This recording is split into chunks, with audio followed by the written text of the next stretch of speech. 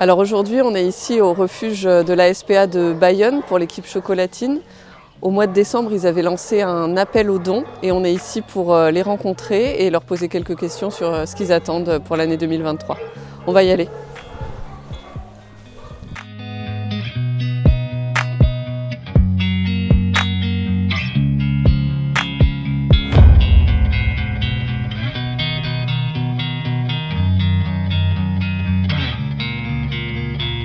Jérémy Sansmat, je suis chargé de communication et développement pour le refuge SPA de Bayonne. Alors cette SPA, on est ça fait 20 ans, on a fêté 20 ans l'année dernière.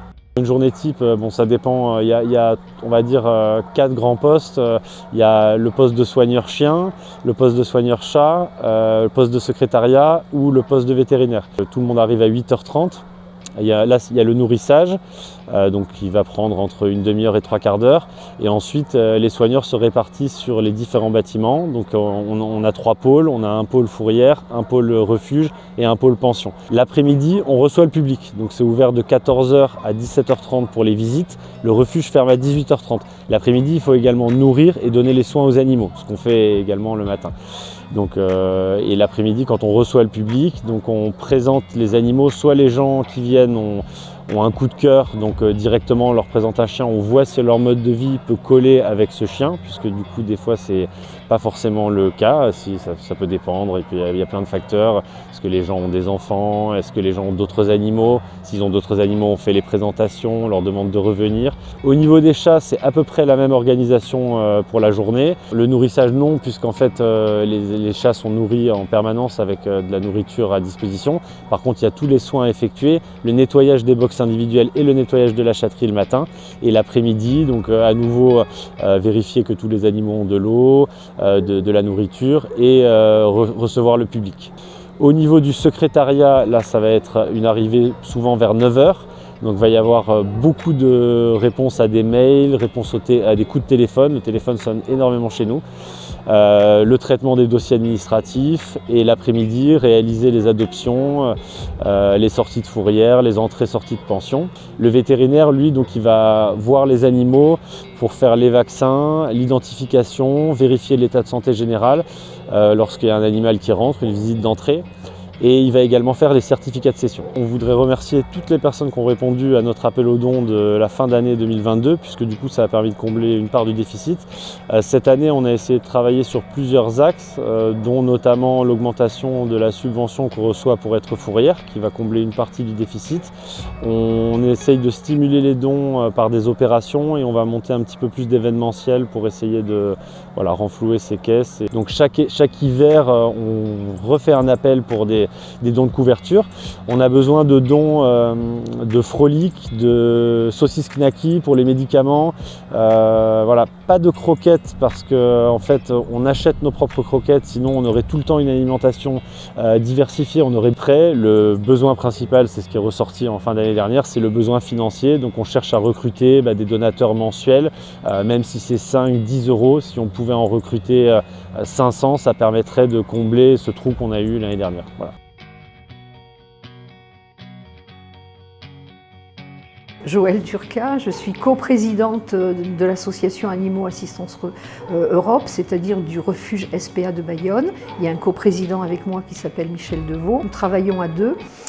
Ensuite, je suis également la présidente de la fourrière intercommunale, c'est-à-dire le CIVU Chacourac. Alors nous sommes dans le bâtiment de la chatterie, c'est un bâtiment qui est relativement neuf puisqu'il a été construit il y a à peu près 5-6 ans.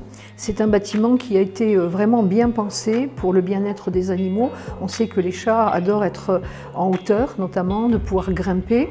Ce sont des territoriaux, donc quand ils sont au sol, il peut y avoir bagarre, mais dès qu'ils sont en hauteur, seuls sur une étagère ou un arbre à chat, ils se sentent davantage en sécurité.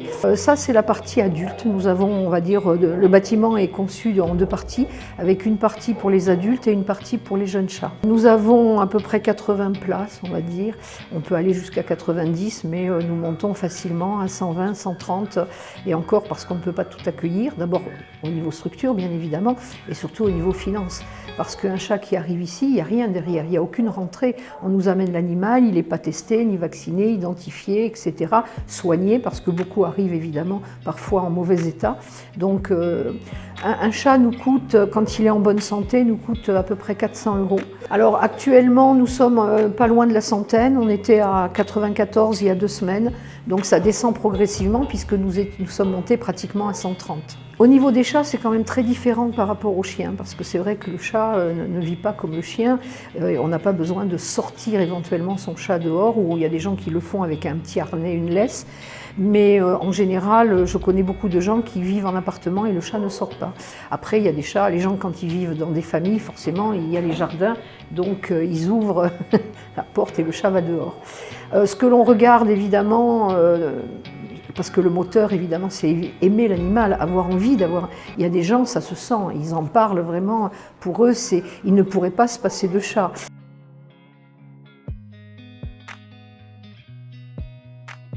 Donc ça c'est donc Cacahuète, c'est un chat qu'on a eu chaton.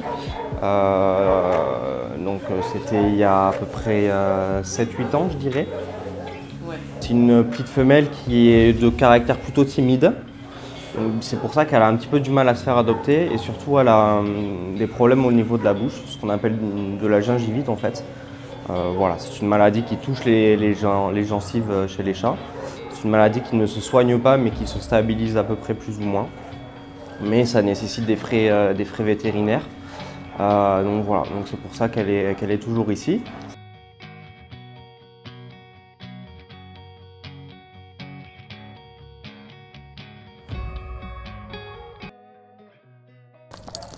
Alors moi, quand je suis arrivée, je faisais le nettoyage du bloc B. J'aimais beaucoup parce qu'on est en contact avec les animaux. Et puis ça leur permet de voir des personnalités différentes. J'ai repris, parce que la personne qui s'occupait de la trésorerie n'était pas toujours là. Bon, c'était un petit peu galère pour elle, donc j'ai repris en mars 2021 la comptabilité et la trésorerie. Et puis de temps en temps, quand les filles ont besoin, je reviens pour le nettoyage. Quand je viens, je range aussi. Je ne m'occupe pas des lessives. Il y a 2 personnes qui le font très bien et qui promènent aussi les chiens. Enfin, vous voyez, on est un peu multitâche.